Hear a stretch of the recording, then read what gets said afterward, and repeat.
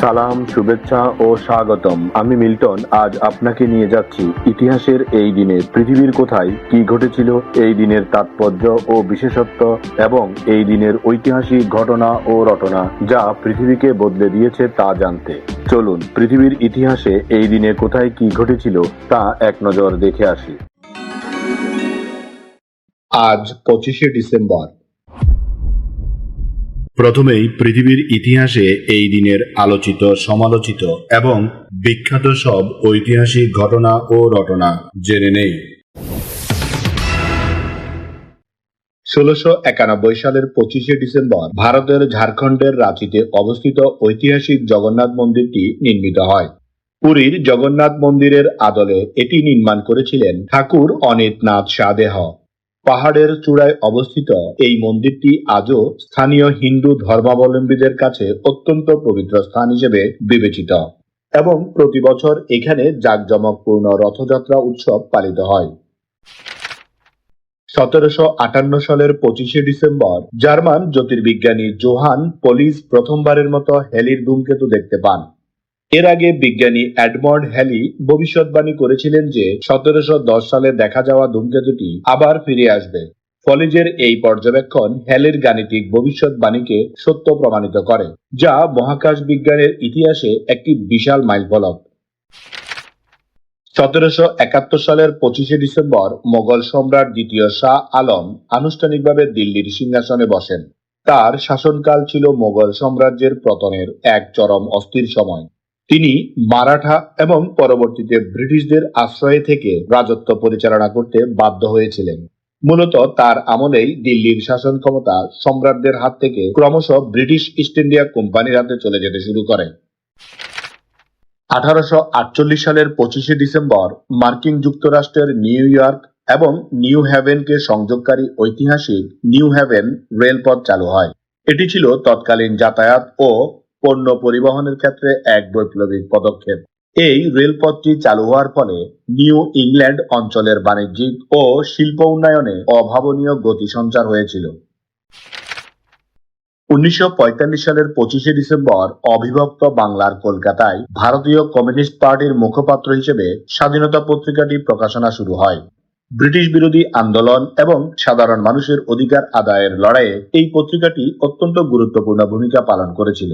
পত্রিকাটি তৎকালীন প্রগতিশীল চিন্তাধারা এবং শ্রমিক কৃষকদের আন্দোলনের খবরাখবর প্রচারের প্রধান মাধ্যম হয়ে উঠেছিল। এবার জেনে নেই এই দিনে জন্ম নেওয়া কিছু কিংবদন্তি ও অসাধারণ মানুষের কথা। বিখ্যাত অস্ট্রেলীয় ক্রিকেটার ক্ল্যারি গ্রিমেট 1891 সালের 25শে ডিসেম্বর নিউজিল্যান্ডের ডুনেডিনে জন্মগ্রহণ করেন। তিনি প্রথম বোলার হিসেবে টেস্ট ক্রিকেটে 200 উইকেটের মাইলফলক স্পর্শ করেছিলেন।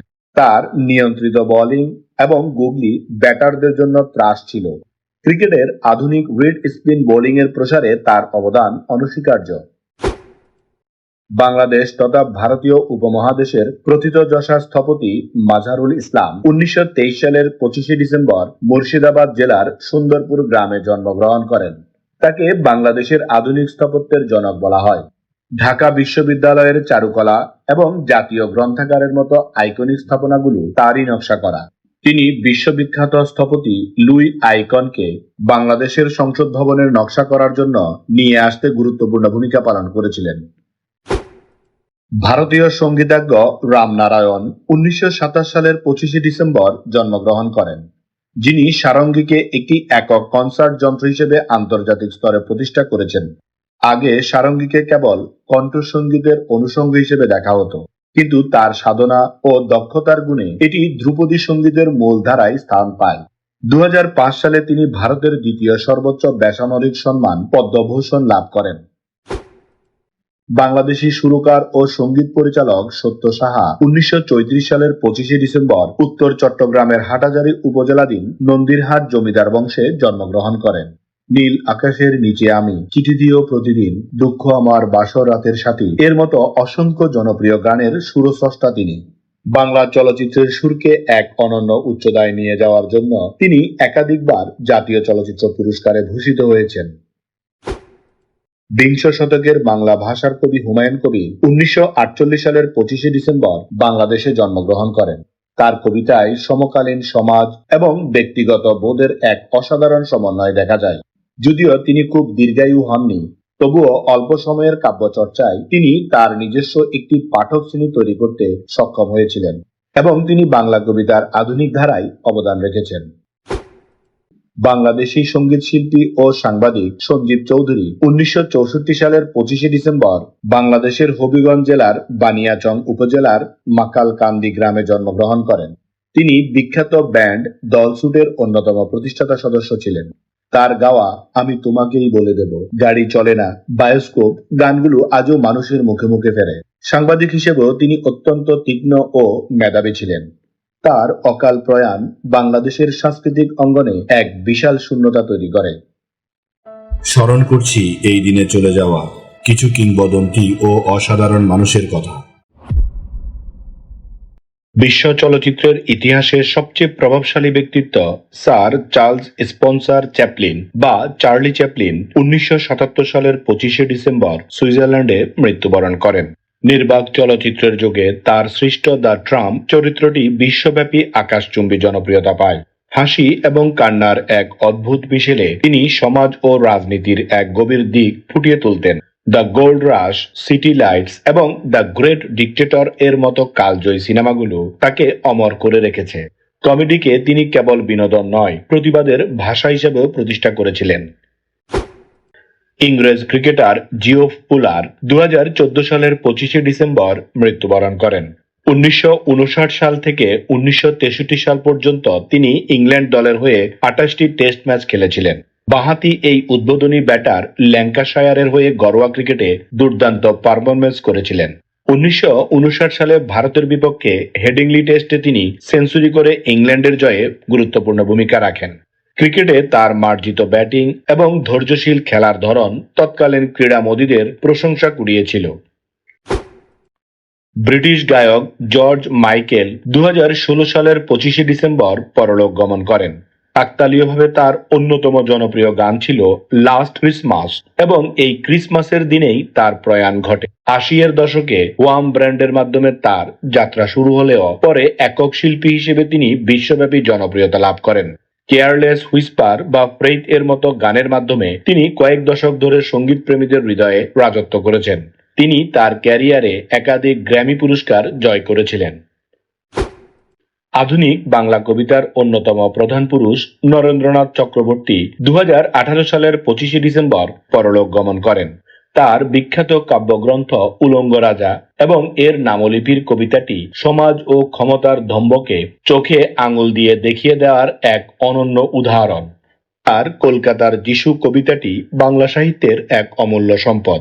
দীর্ঘকাল তিনি আনন্দমেলা পত্রিকার সম্পাদনা করেছেন এবং কিশোরদের জন্য অমল কান্তির মতো অসাধারণ সব কবিতা উপহার দিয়েছিলেন। তার সহজবোধ্য কিন্তু গভীর জীবনমুখী কবিতাগুলো আজও সব বয়সী পাঠকদের সমানভাবে অনুপ্রাণিত করে। এবার এই দিনের বিশেষ দিবস ও উৎসবের গল্প শুনি। আজ বড়দিন। বড়দিন বা ক্রিসমাস একটি বাৎসরিক খ্রিস্টীয় উৎসব।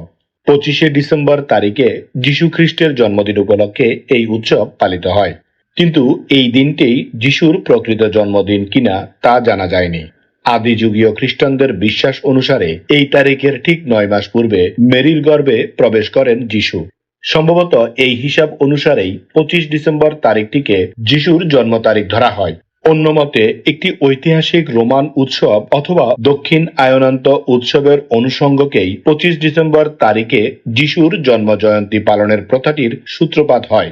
প্রকৃতিগতভাবে বড়দিন একটি খ্রিস্টীয় ধর্ম অনুষ্ঠান হওয়া সত্ত্বেও একাধিক অখ্রিস্টান সম্প্রদায় মহাসমারোহে বড়দিন উৎসব পালন করে। এমনকি কোনো কোনো ক্ষেত্রে প্রাক খ্রিস্টীয় ও ধর্মনিরপেক্ষ বিষয় ভাবনার সমাবেশও দেখা যায়। উপহার প্রদান, সঙ্গীত, বড়দিনের কার্ড বিনিময়, গির্জায় ধর্ম উপাসনা, ভোজন এবং বড়দিনের বৃক্ষ, আলোকসজ্জা, মালা, মিসলেটো, যিশুর জন্মদৃশ্য এবং হোলির সমন্বিত এক বিশেষ ধরনের সাজসজ্জার প্রদর্শনী আধুনিককালে বড়দিন উৎসব উদযাপনের অঙ্গ। এই উৎসব উপলক্ষে ব্যবসা বাণিজ্য ও ক্রয় বিক্রয়ের একটি বিশেষ মৌসুম চলে। বিগত কয়েকটি শতাব্দীতে বিশ্বে বিভিন্ন অঞ্চলে বড়দিনের অর্থনৈতিক প্রভাবটি ধীরে ধীরে প্রসারিত হতে দেখা গেছে। এই 25শে ডিসেম্বর বাংলাদেশেও বড়দিনের উৎসব হিসেবে একটি রাষ্ট্রীয় ছুটির দিন হিসেবে পালিত হয়। এই দিন আমাদের জীবনের ঐতিহাসিক, প্রাকৃতিক, শৈল্পিক, সাংস্কৃতিক, সাহিত্যিক, রাজনৈতিক, বিজ্ঞান, গবেষণা, আন্দোলন, উৎসব, অর্জন, খেলাধুলা, সুখ দুঃখ, হাসি কান্না, আনন্দ বেদনা, পাওয়া না পাওয়া, মায়া মমতা, ভালোবাসায় ভরা সুখকর স্মৃতিময় একটি সুন্দর দিন। চলুন এই দিনটি উপভোগ করি। আগামীকালকের তারিখে পৃথিবীর কোথায় কি ঘটেছিল তা জানার আমন্ত্রণ জানিয়ে আজকের গল্প এখানেই শেষ করিলাম। লাইক, শেয়ার আর সাবস্ক্রাইব করার দায়িত্ব আপনার। আমি শুধু বলিব, নিজের, পরিবারের, প্রতিবেশীর ও পরিবেশের যত্ন নিন। ধন্যবাদ। খোদা হাফেজ।